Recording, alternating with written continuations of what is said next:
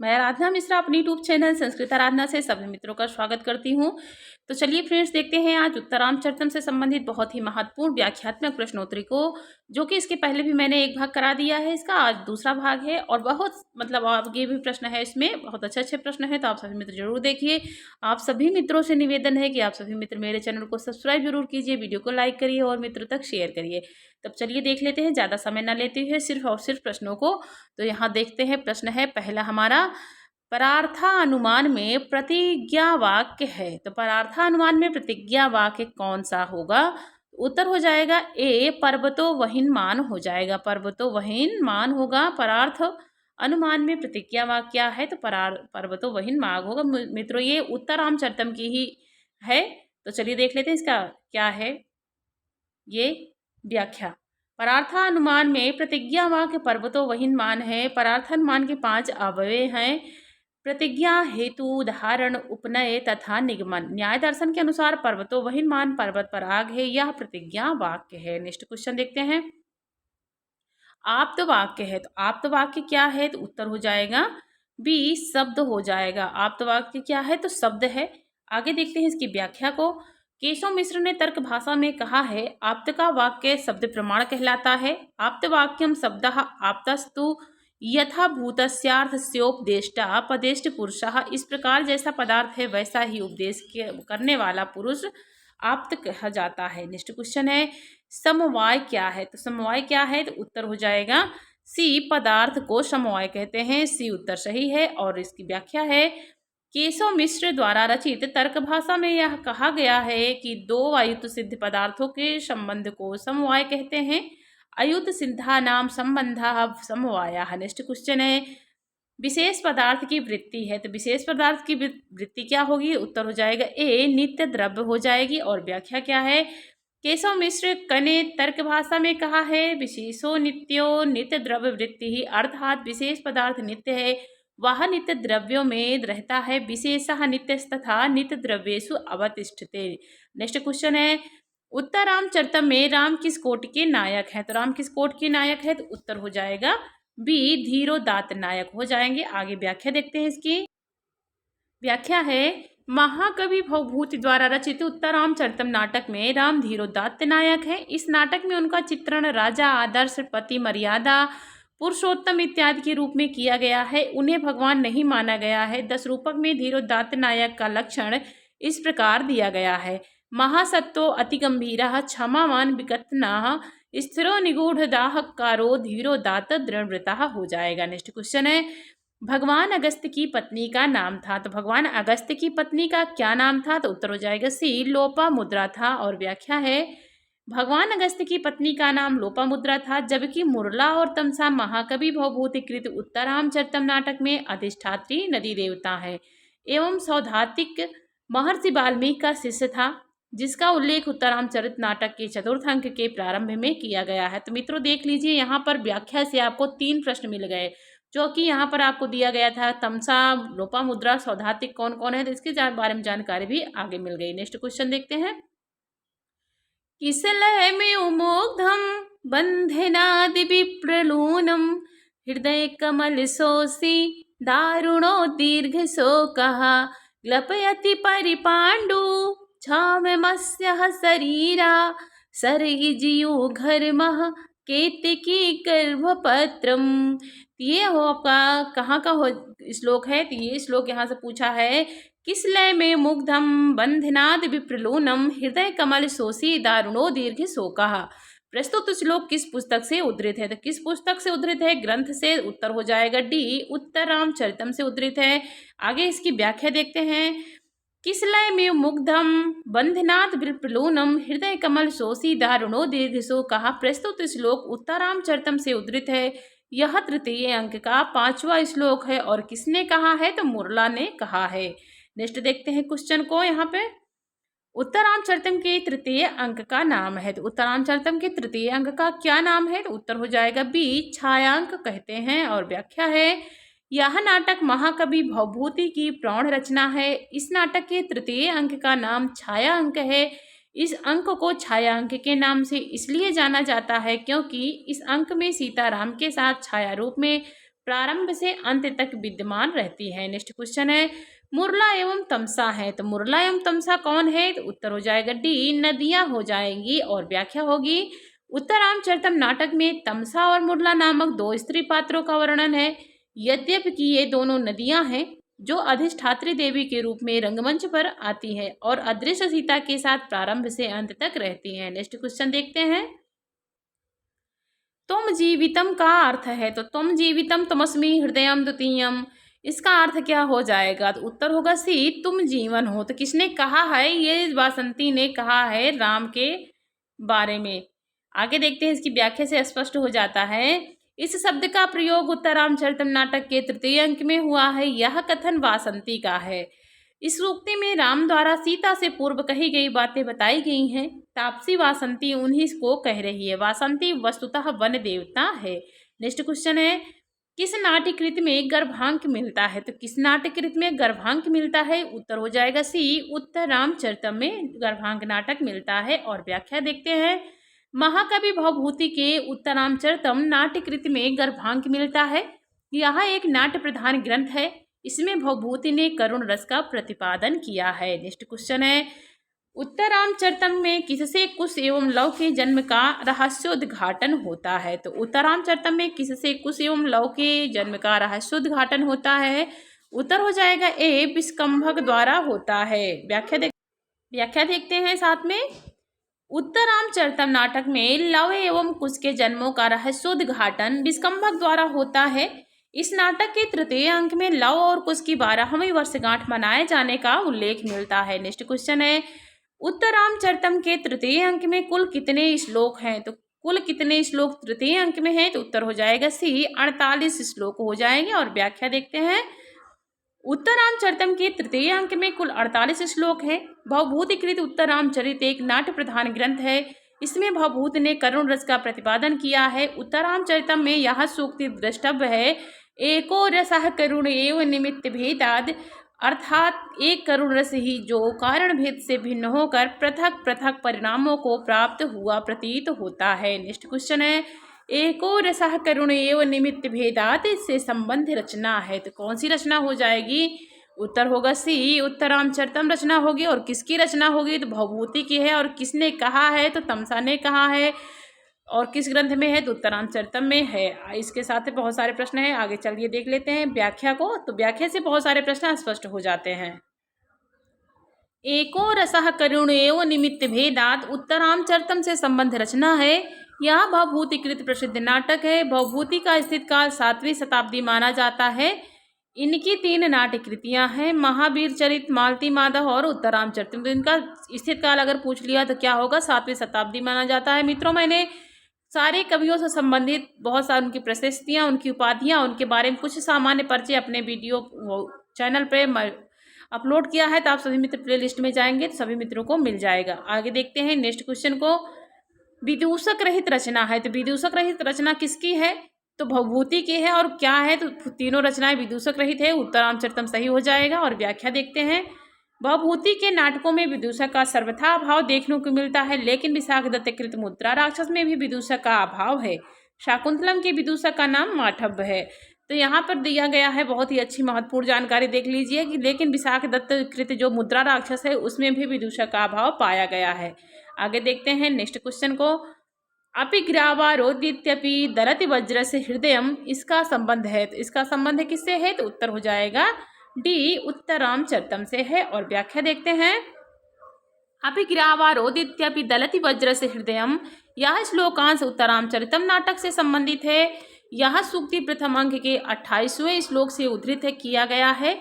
इसका तात्पर्य है कि निर्जन जन्मस्थान दंडकारण्य में खिन्न चित्त आपके चरित्रों से पत्थर भी रो पड़ा था और वज्र का हृदय भी फट गया था। नेक्स्ट क्वेश्चन है कल्याणी संजीवय जगतपतिम, इस पद्यांश में जगतपतिम की व्यंजना है। तो कल्याणी संजीवय जगतपतिम, इस पद्यांश में जगतपतिम की व्यंजना क्या हो जाएगी? किसके लिए है? तो उत्तर हो जाएगा ए राम के लिए हो जाएगा। और देखते हैं व्याख्या को। कल्याणी संजीवे जगतपतिम, इस पद्यांश में जगतपतिम की व्यंजना राम के लिए है। इसका उल्लेख उत्तरामचरितम नाटक के तृतीय अंक में हुआ है। और ये है, आप देख लीजिए, श्लोक भी दिया गया है। प्रोक्तमेव ननु कल्याणी संजीवये जगत्पतिं प्रियस्पर्शो हि पाणिस्ते तत्रैष निरतो जनः। तो यह श्लोक तमसा ने कहा है। तृतीय अंक का श्लोक है और उत्तरांचरितम का है। नेक्स्ट क्वेश्चन है अंतःकरण तत्व दंपत्यो स्नेह संश्रयात आनंद ग्रंथिरेको अयम अपत्यमिति पठ्यते। इस श्लोक में महत्व प्रतिपादित है। तो यहाँ महत्व किसका प्रतिपादित हो जाएगा, तो आप ये अपत्य ले लीजिएगा यहाँ से। अंतःकरण तत्वस्य दंपत्यो स्नेह संशयात आनंद ग्रंथिरेको अयम पत्यमिति पठ्यते। तो यह किसने कहा है, अगर पूछ ले श्लोक को किसने कहा है, तो ये कहा है तमसा ने। और इसमें महत्व किसका प्रतिपादित किया गया है, तो इसका डी उत्तर सही होगा। पुत्र का महत्व प्रतिपादित किया गया है। और व्याख्या देख लेते हैं। महाकवि भवभूति कृत उत्तरामचरित नाटक के तीसरे अंक के 17वें श्लोक। मित्रों अब श्लोक संख्या भी पूछने लगे हैं एग्जाम में कि कौन सी श्लोक संख्या है, तो उसको भी याद रखना जरूरी है। ये देख लीजिए यहाँ व्याख्या में दिया भी गया है कि हर बार मैंने देखा है जो भी श्लोक की सूक्ति आती है तो वहाँ संख्या भी दे देते हैं। 17वें श्लोक से उद्धृत है। इसमें पुत्र के महत्व को प्रतिपादित किया गया है। नेक्स्ट क्वेश्चन देखते हैं। उत्तरामचरित में किस पात्र की भूमिका नगण्य है, तो किस पात्र की भूमिका वहां पर नगण्य है, नाम के बराबर है, तो उत्तर हो जाएगा डी विदूषक है, क्योंकि विदूषक का नाम ही नहीं है, कहीं विदूषक रहित रचना ही है उत्तरामचरित। तो देख लेते हैं व्याख्या को। उत्तरामचरितम में विदूषक की भूमिका नगण्य है क्योंकि उत्तरामचरितम में विदूषक का सर्वथा अभाव ही है। इतना ही नहीं, भवभूत की शेष 2 कृतियों में भी विदूषक का अभाव है। नेक्स्ट क्वेश्चन है नारकेल फल सम्मितम वचः सूक्ति किस कवि के लिए है, तो नारकेल फल सम्मितम वचः सूक्ति किस कवि के लिए है, तो उत्तर हो जाएगा बी भारव के लिए दिया गया है। यहाँ भारव के लिए हो जाएगी। और व्याख्या देख लेते हैं। यहाँ पे नारकेल फल सम्मितम वचः या सूक्ति भारव के लिए कही गई है। मल्लिनाथ ने भारव के काव्य को नारकेल फल के समान बताया है जो बाह्य रूप से कठोर तथा अंदर से मधुर होता है। और इसकी एक श्लोक भी दे दिए हैं, देख लेते हैं साथ में। नारकेल फल सम्मितम वचो भारवे संपदी तद विभज्यते स्वादयन्तु रसगर्भ निर्भरम सारमस्य रसिका यथेष्टितम्। आगे देख लेते हैं नेक्स्ट क्वेश्चन को।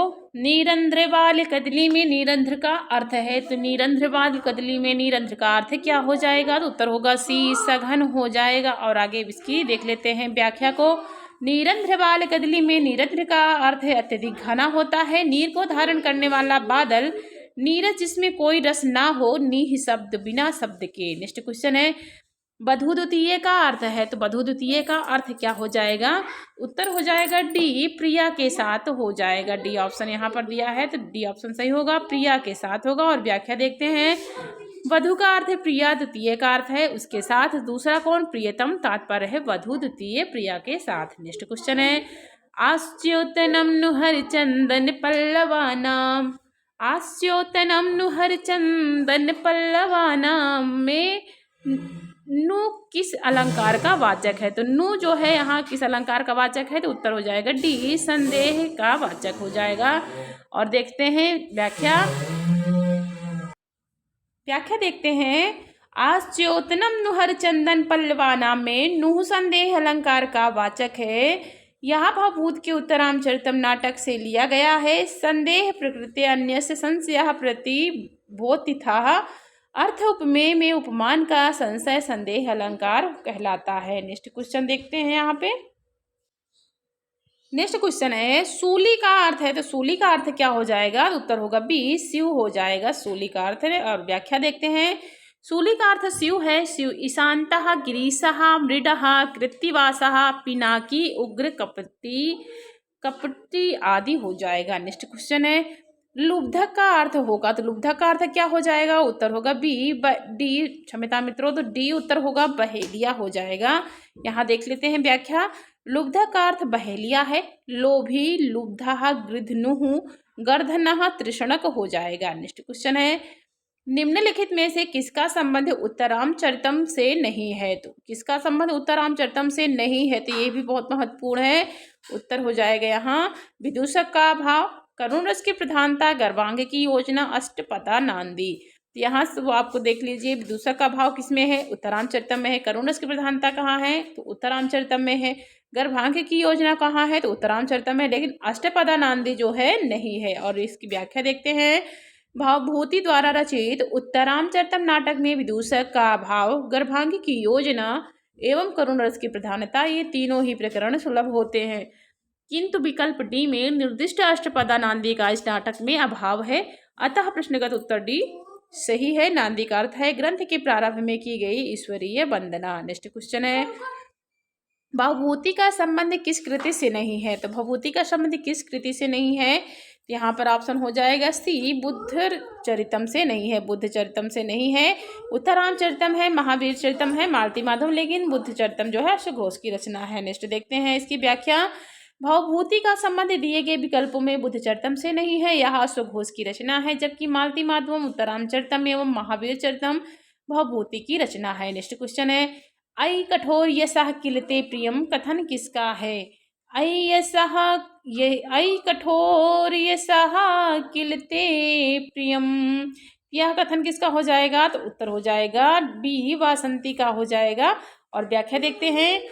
ऐ कठोर यशः किलते प्रियम, यह कथन उत्तरामचरितम नाटक के तृतीय अंक से लिया गया है। 17वां श्लोक है। यहाँ देख लीजिए, श्लोक संख्या भी दी गई है। तो ये 17वां श्लोक है। यह वासंती का कथन है, जिसका अर्थ है, ए निष्ठुर, आपको यश ही प्यारा है, किंतु अति पवित्र चरित्र वाली स्त्री को निर्वासित करने से जो अपयश मिला है, इससे बढ़कर भयानक अपकीर्ति क्या हो सकती है। तो आगे देखते हैं हम नेक्स्ट क्वेश्चन को।